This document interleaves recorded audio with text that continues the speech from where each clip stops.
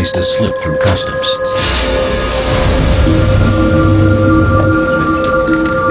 He doesn't make it. What police uncover sets off a search for white gold. Risks, cutthroat pirates, and deadly typhoons. The reward, a treasure worth millions. The players, a Malaysian salvager, a British archaeologist, the Vietnamese government, and a Chinese ship so revolutionary it changed the course of history.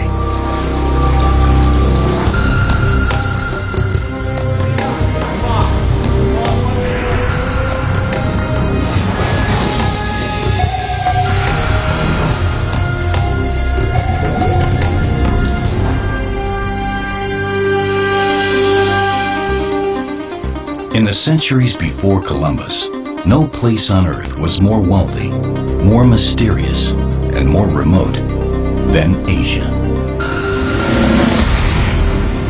No European dared sail west to reach the east. Such a journey meant certain death.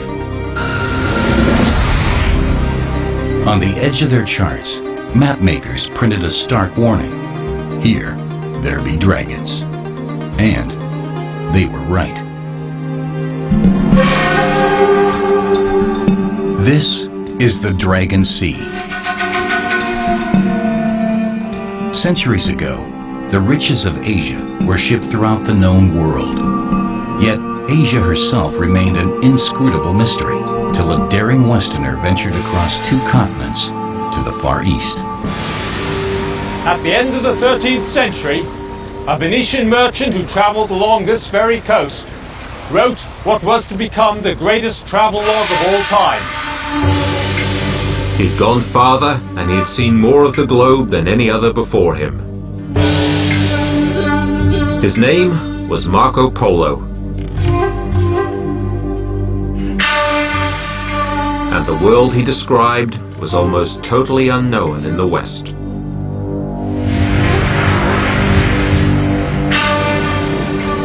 Among these marvels was a ship Polo had never seen.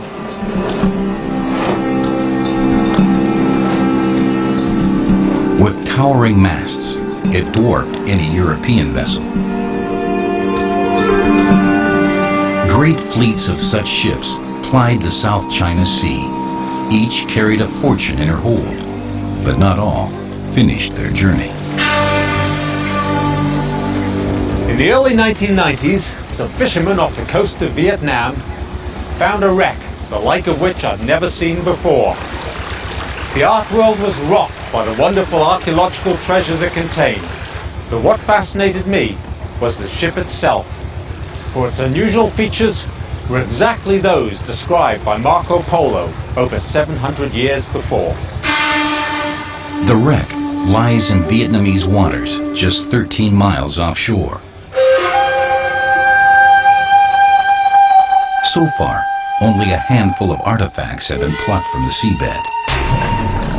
But they're so dazzling, the Vietnamese are gambling to see what else lies beneath the waves.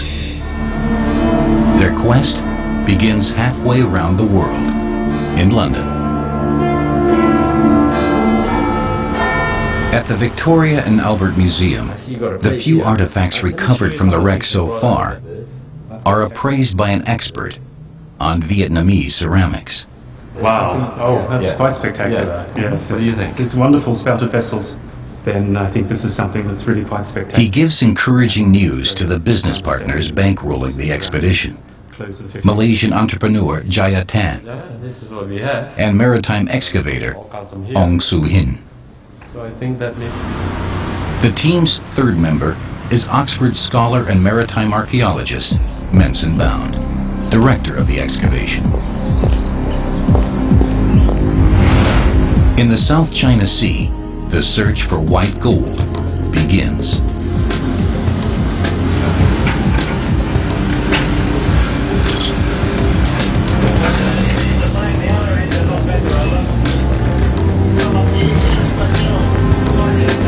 The expedition is racing the clock. Within weeks, the typhoon season will hit.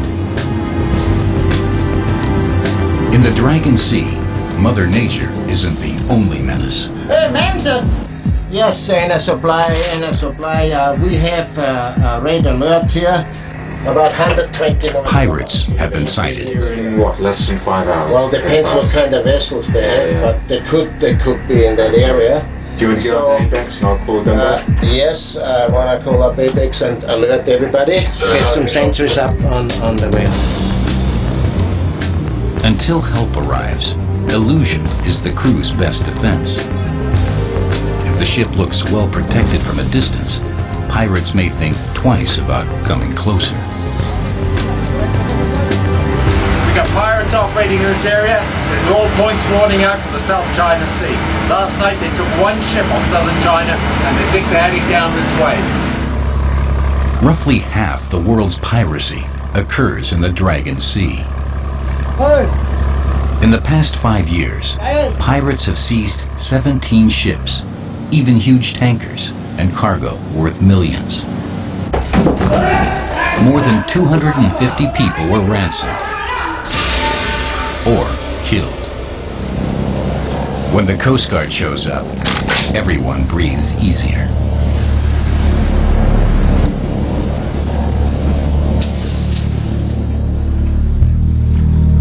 Marco Polo rode up pirates in these same waters. He never crossed paths with them, but others weren't so lucky.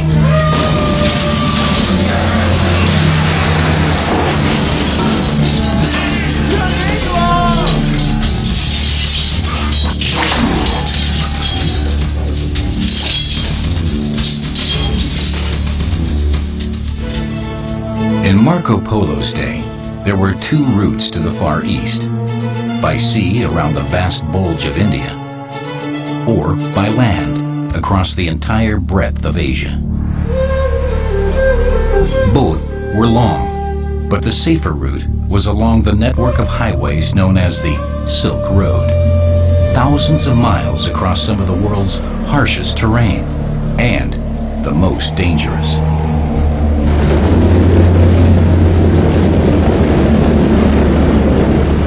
Few merchants ever traveled the entire route. Instead, goods moved in relays.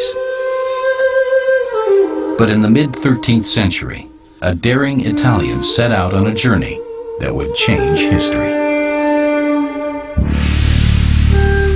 Marco Polo planned to stay in China only a few years, but years would stretch to decades.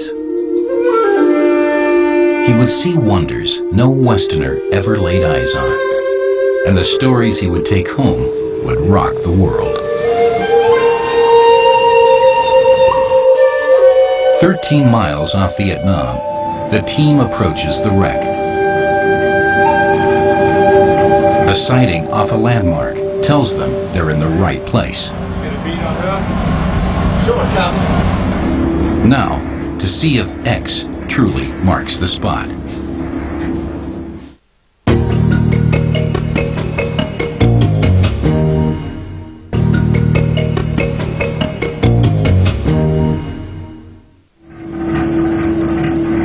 The team thinks they've found their wreck. Expedition leader Menson Bound decides to take a closer look. Okay, gentlemen, Frank and myself have been down there. Any queries? Discuss it with us. At 250 feet, the water is as black as night, and down here, I'm all alone. For what seems like an eternity, I wade through a sea of mud. Then, my light catches what we've come for. Thousands of pieces of ancient pottery spread out over an area the size of a football field, some lying exactly as they were loaded, amazingly intact.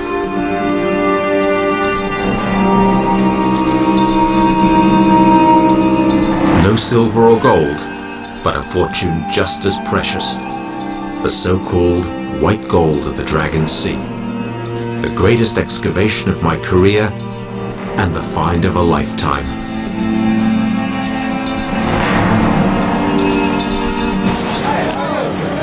Ong Soo Hin has savored the rewards of digging for white gold. From these same waters, he helped raise 200,000 pieces of Chinese porcelain worth millions of dollars. An undersea gold mine. The wreck this team is diving lies 250 feet down, the deepest archaeological excavation in history. For every half hour at such depths, a diver spends 3 hours readjusting to surface pressure. A lot of diving for little digging. The solution is a dive bell and pressure chamber developed for deep-sea oil work and never before used in archaeology. The chamber is pressurized to 120 pounds per square inch, the same pressure as the seabed. For 2 months, 9 men will live in a room the size of a prison cell.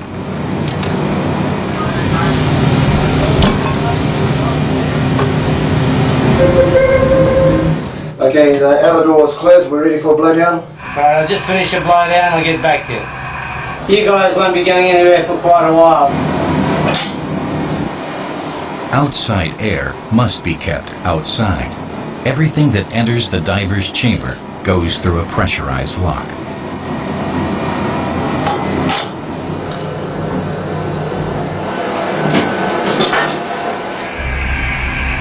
Every breath the divers take is monitored round the clock.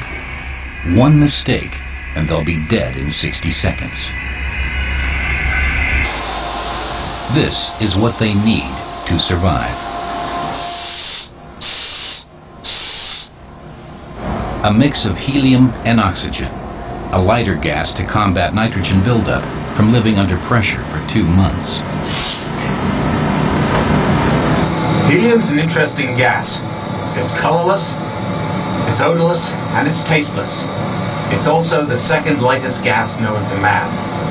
This means that when you breathe it, it creates a low-density atmosphere around your vocal cords. And this is what scrambles your voice. So that now,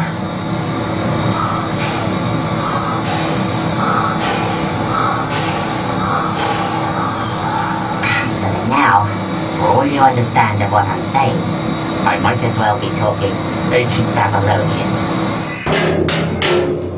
Can you come down on the top door, please? Twice a day, a dive team moves from the chamber into the dive bell, also pressurized to match the seabed.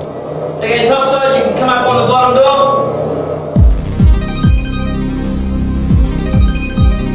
Once the bell is lowered, divers can excavate the wreck for up to 6 hours. Check the diver's hand lights. Roger. Dive 1, working. Roger. Then the bell is retrieved for the next shift of divers. This is the moment the divers fear most. The docking of the bell. It's like a lunar module docking with a space capsule. Keeping outside air out is a matter of life or death.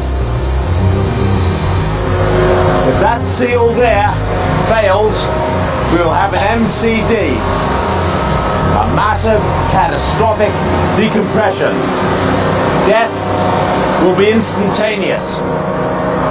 The gases which saturate their bodies will burst out of solution. And simply put, they will explode. The divers' lives depend on this airtight clamp. And it works. How do you feel? We feel good.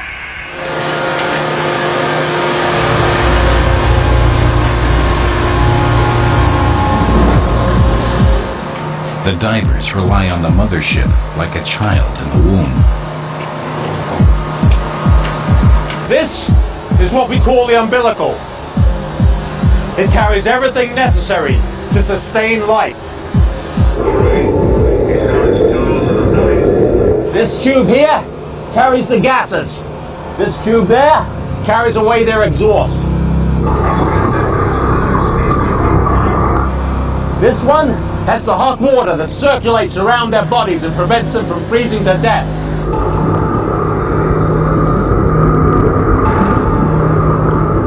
And within and around it all is this nylon strengthening cable.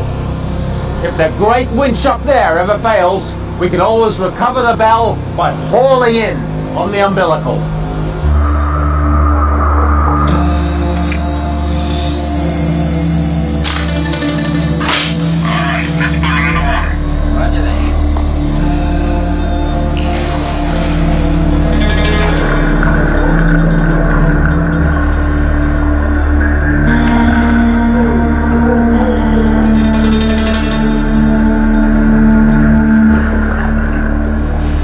Topside, Menson directs the excavation.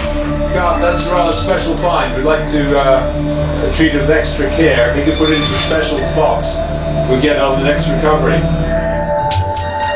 Menson is amazed by the splendor of the find and puzzled by what he doesn't find: broken pots. How did ancient shippers keep their fragile cargo intact? The only way we're going to get categorical answers is by recovering a few pieces of the ship. To bring up a cargo bay, divers must saw through beams 10 inches thick.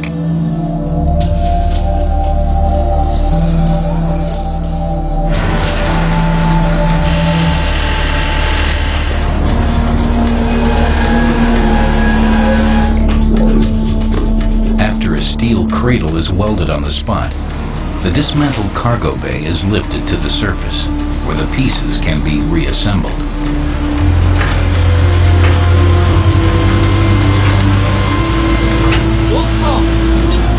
Okay, let's cut the ropes.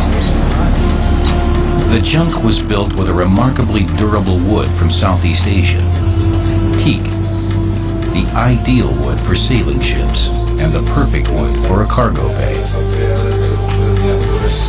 Teak contains an oil that withstands the ravages of salt water, even after 500 years. These teak beams were stacked to form stout bulkheads that reinforced the hull and prevented flooding in case of a leak. The bulkheads were so watertight, merchants could carry wet cargo right in the hold. Dry goods could be packed right in the bays, with no need for crates. No European ship could carry so much cargo so far, so safely.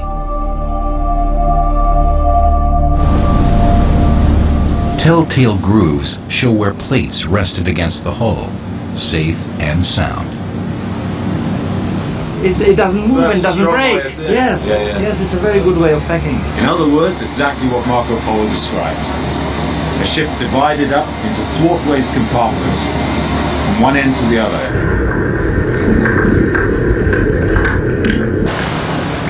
From the seabed emerge crates of ceramics centuries old, but looking as new as the day they were packed.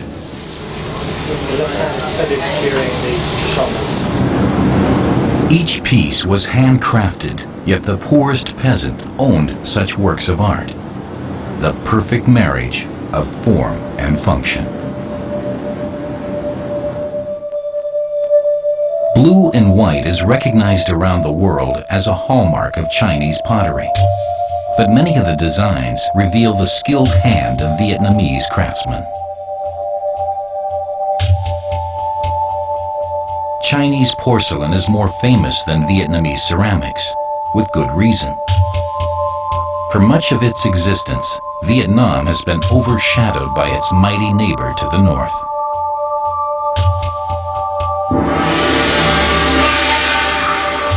Soon after arriving in China, Marco Polo becomes a regular at the court of Kublai Khan.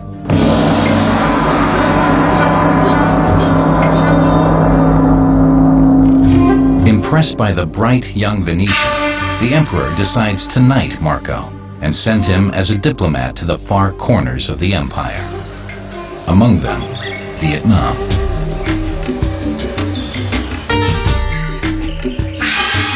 This was the capital of ancient Vietnam. With hundreds of temples, it was Vietnam's Babylon, its Mecca, its Rome. For centuries, the Vietnamese came here to worship their gods and bury their kings. But others came too.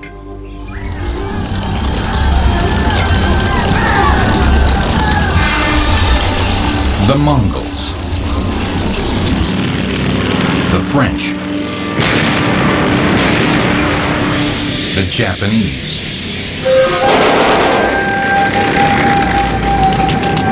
each invader left his mark.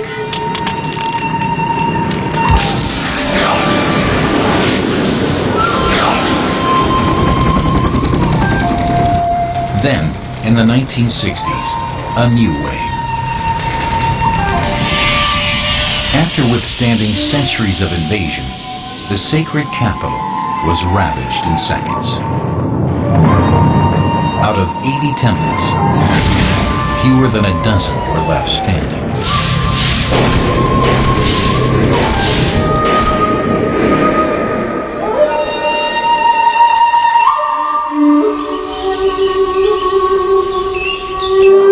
Now at peace, Vietnam has embarked on a search for the remnants of its culture, lying in a wreck at the bottom of the South China Sea. But the Dragon Sea doesn't give up its treasures without a fight.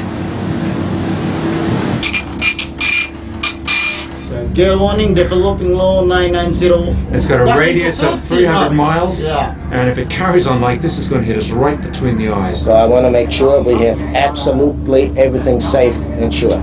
It's going to be a bit rough. Let's get on to Apex, tell them to hunker down, and get on to 388, and tell them to spool off from the anchors. The team braces for the typhoon. All excavation is suspended, and the dive bell retrieved.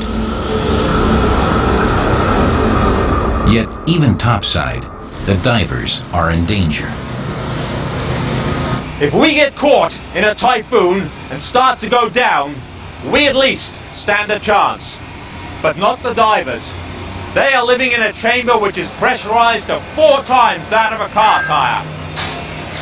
It takes 3 days to bring them back to normal atmospheric pressure. But in a sinking situation, they do not have 3 days. And so, we give them a chance, a small chance. We transfer all the divers from the main chamber through here into this capsule. We seal it, and we lock it, and we separate it. And then we launch the whole thing over the side and into the sea. It's ballasted to stay upright. It contains enough gas to maintain pressure for 48 hours. If help arrives, this bridle here can be used for recovery. But most important of all is this great float. This is what will prevent them from sinking. Aboard the dive barge, no one thinks about raising treasure, just saving their skins. Too much current, too much wind. You can't hold the broadside long. It's dangerous right now. But the temperamental Dragon Sea is already in a foul mood.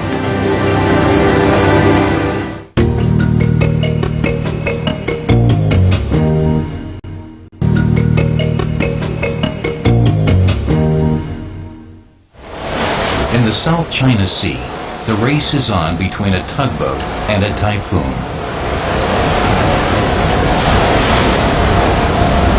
The tug moves in to tow the dive barge to safety, but the crew has trouble getting a line attached.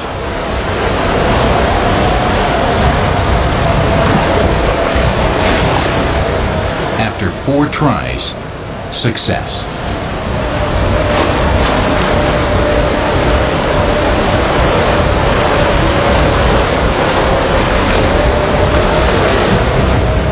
Then comes a 2-hour slog to safe harbor.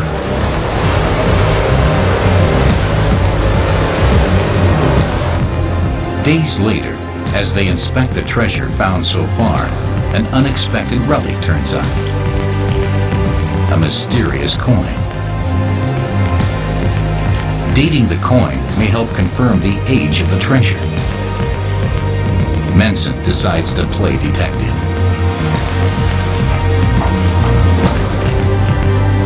The nearby village of Hoi An is awash with antique shops, the perfect place to identify the coin.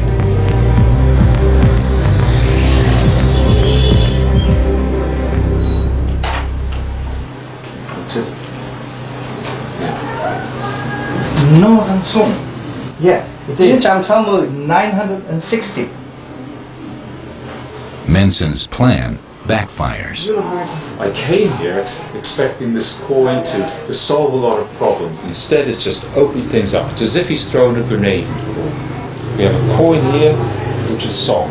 On the other hand, I have pottery, which is Ming. This says, in broad terms, Genghis Khan and Great Wall of China. This says the height of Ming achievement. In between is 500 years. That's my problem.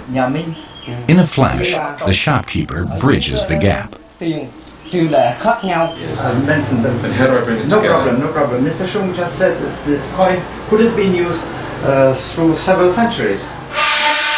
In Asia, a coin minted 1,000 years ago might still have been circulating in the days of Columbus. In between, it could have been passed along by Marco Polo. In the typhoon's wake, the expedition needs a full week to refit, so Menson scouts Hoi An. 3 centuries ago, ships from all over the world came here to fill their holds with silk and cinnamon, tortoiseshell and rhino horn, and ceramics. Fishermen here loved to tell the story of the big one that almost got away, the treasure jump.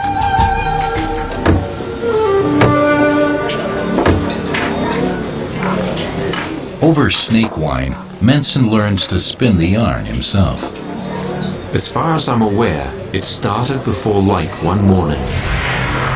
The boats headed off from Hoi An, as they always do, down the Tubon River. As they entered the Dragon Sea, they passed those coconut groves and beautiful little sampans. And they could see in the east the brooding hills of Couleur Charme. By then it's 11 in the morning, and they begin to deploy their nets.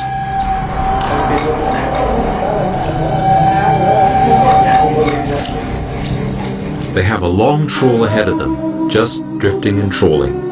So they prepare something to eat. The sun is out, the sea is calm, the food is good, and all's well.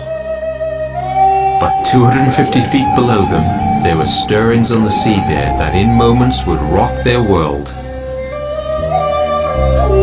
By now it's late afternoon, time to wake up, shake off the sleep, and pull in the nets.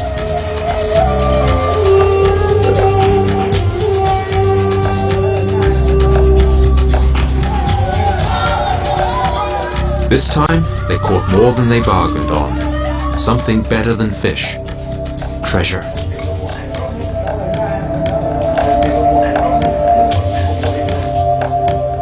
It had been a long trawl, but somewhere along the way, and they didn't know where, they had passed right over the wreck. They head back the next day, and they trawl and trawl. Nothing. Back again the next day. And this time, they snag a pot. 1 pot, then 10, 20, 30 pots. A gold mine of artifacts. They vowed to keep mum, but I suppose it was inevitable. Fishermen like to tell stories, and the secret got out. Word of mouth, the news spread, and soon it was like the gold rush out there. Anything that could drag a net headed for the diggings. And in Hoi An, this spectacular porcelain from the 15th century began to turn up. Somewhere in the South China Sea, they'd made this wonderful discovery of this wonderful wreck which was full of this wonderful pottery, but nobody knew where it was or where it was happening. Then, someone slips up. A Japanese businessman with more greed than sense.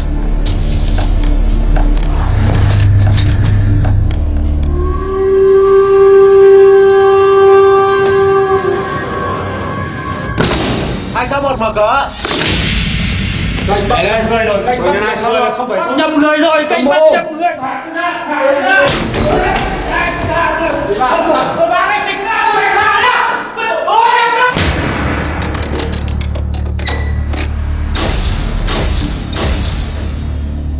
Caught with contraband artifacts, he spills the beans.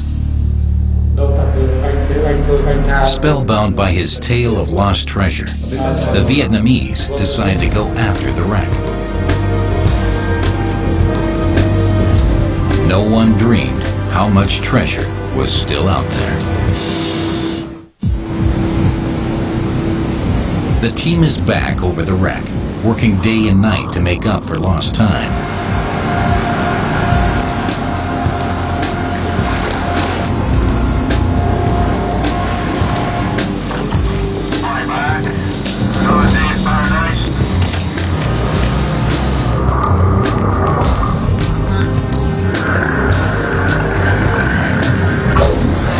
Go ahead, mate. 2,600 PSI.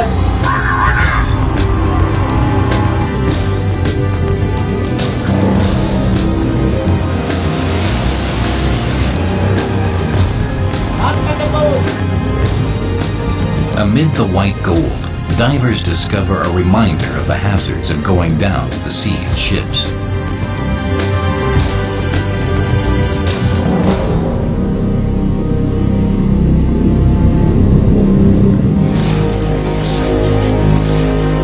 The crew believes the treasure is still guarded by the dead man's ghost.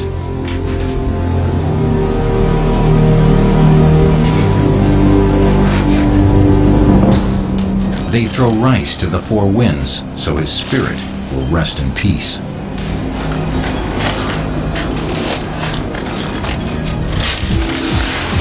After 69 days of diving and crating, the monumental job is finished. They've returned from the Dragon Sea, alive and well. In a traditional Vietnamese ceremony, they thank the gods and the Dragon Sea. They have much to be thankful for. The scale of the excavation is staggering.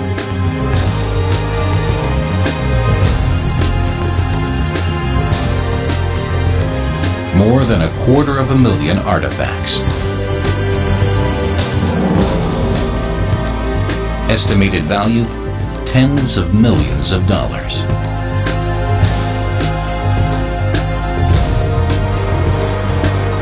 The artifacts have one final journey to make, to San Francisco. Here, half the treasure will be sold at auction. 42.50. 45. 45. 47.50. 5. Are we all done? So, 14,000. 1709. Some pieces will be offered on the internet, making the precious blue and white available to anyone with enough green. The auctions will recoup the cost of retrieving the treasure and expanding Vietnam's National Museum, future home for a heritage once lost and now found.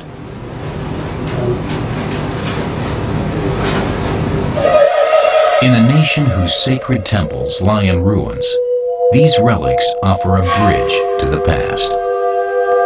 A time when Vietnam was undisturbed by war, when days were filled with planting fields, raising families, and creating masterpieces for the common man.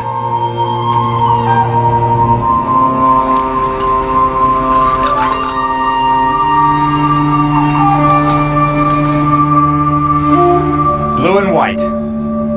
No other pottery in the history of man has been more successful. Its color combination seems to touch something in all of us.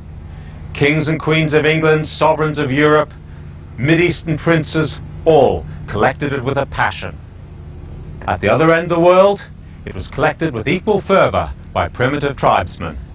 Cannibals hung it from the rafters with their shrunken heads. They buried their dead with it. They measured their wealth in it. They ground it to dust and used it as a medicine. They even ascribed mystical qualities to its chime.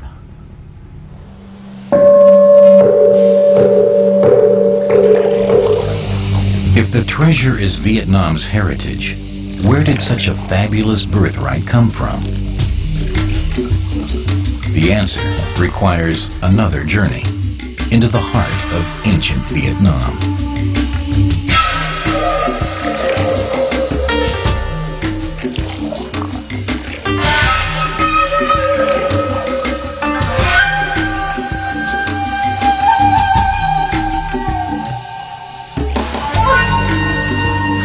This is one of the hundreds of branches of the Red River, a life-giving artery of Vietnam.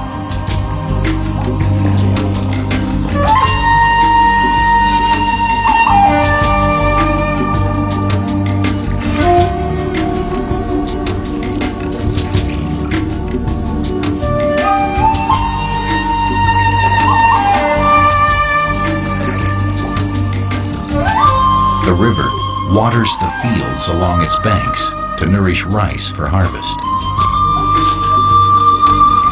The river also furnishes a harvest of its own, a rich mud that to villagers is as good as gold. This is Chu Dao. For centuries, some of the finest porcelain in the world was made here. In its trash heaps lie pottery shards just like the ceramics found on the wreck.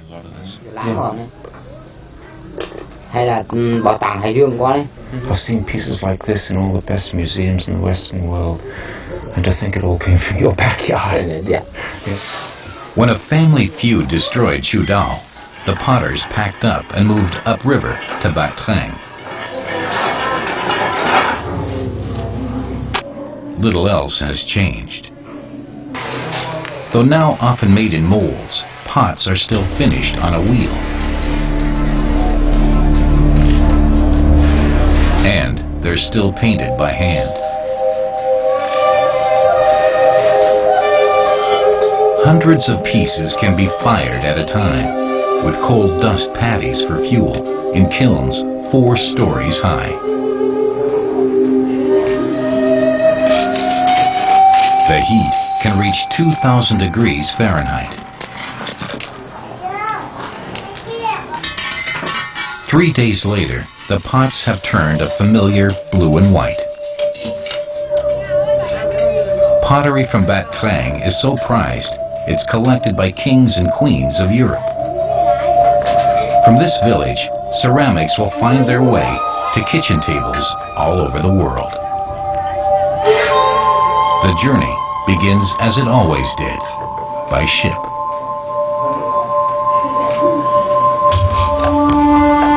This is where the treasure junk began its fateful voyage. From the Red River Delta, the ship headed south. She was now on one of the principal sea lanes of the old maritime Silk Route. These days, the ships around here carry radios from Taiwan, sneakers from Korea, toys from Hong Kong, and computer parts from China. But back then, cargoes consisted of fine fabrics, spices, teas, jades, and of course porcelain. On a ship just like this, Marco Polo left China. After spending half his life in the Orient, he at last returned to Venice. No man in history had traveled so far or seen so much. He recorded all he saw in one of the greatest books of all time, The Travels of Marco Polo. Yet when it appeared, Polo was denounced by skeptics as either a liar or a lunatic. His book was filled with tall tales. The highest mountains, the richest kings, the greatest ships. Polo was nicknamed Marco Millions. On his deathbed, his family begged him to save his soul by telling the truth. Polo simply said, "I have not told half of what I saw." More than a century after his death, the road he traveled to fame and fortune was closed.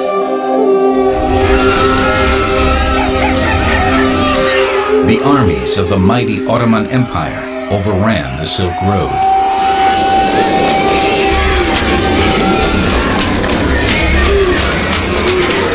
Europe was cut off from the riches of Asia.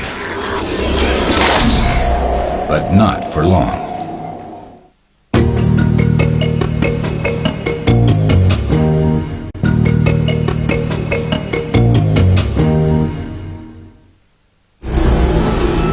When he left China for Venice, Marco Polo sailed home on a ship like none he'd ever seen, the Junk. He was so impressed by its seaworthiness, he recorded every detail of its construction.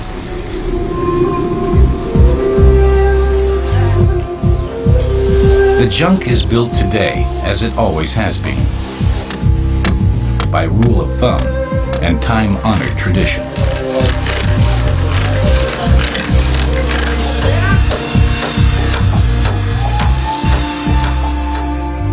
The Junk's hull is still lined with the watertight bulkheads described by Marco Polo 7 centuries before their adoption by Europe. The Junk's rudder was another ingenious breakthrough, a way to change course and prevent drift. Because the rudder was so heavy, shipbuilders riddled it with holes to make it easier to handle. In an age when Europe was still wrestling with a single mast, junks carried as many as 4. Another innovation, sails could be trimmed from the deck without the crew having to climb the rigging. Seafarers still consider the junk sails among the most efficient ever designed. Though weighing up to 2 tons, the mainsail can be dropped quickly and neatly thanks to bamboo battens.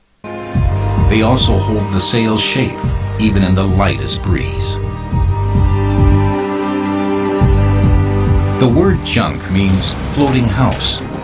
Centuries before Europeans ventured away from their shores, the Chinese built ocean-going junks up to 100 feet long.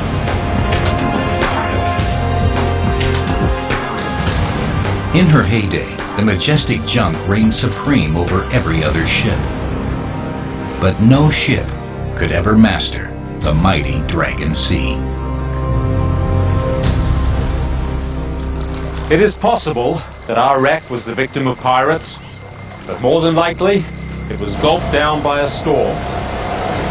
For here, we're at the very center of what is known as the Dragon's Embrace, the typhoon grounds of the South China Sea.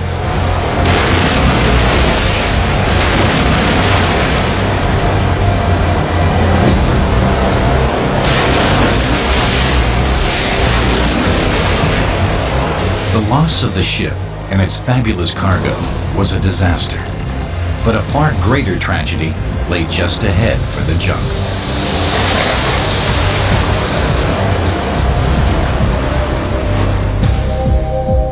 In the decades before Columbus, under the Ming Dynasty, China reached her zenith. A nation that taught the world the art of perfection now concluded she had nothing more to learn. Chinese citizens were forbidden to travel abroad, and foreigners like Marco Polo were no longer welcome. Then, China sealed her fate. On one of the darkest days in Chinese history, the emperor sent soldiers to burn the best ships the world had yet seen. The great fleets of ocean-going junks.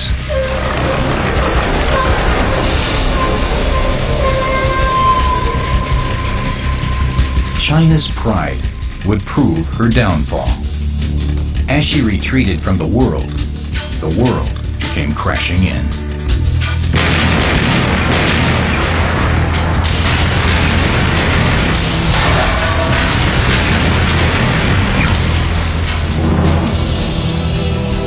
Soon after the appearance of Marco Polo's travels, with its description of the revolutionary junk, Europe launched her own revolution in shipbuilding. Though nothing like the junk, these new ships adopted her breakthroughs: multiple masts and a great rudder. Armed with such ships, Europe embarked on a golden age of discovery. Entire new worlds were found and conquered.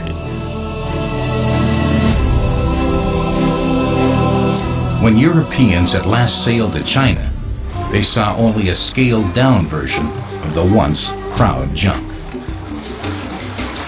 To Western eyes, the junk was a floating absurdity that could never be associated with serious seafaring. But nothing could be further from the truth, for the junk was in fact a design triumph that saw both the coming and the going of Western sail. Simply put, the junk was the most successful wind ship of all time. The Western ships that conquered the world are gone. But the junk survives. The first great sailing ship and the last.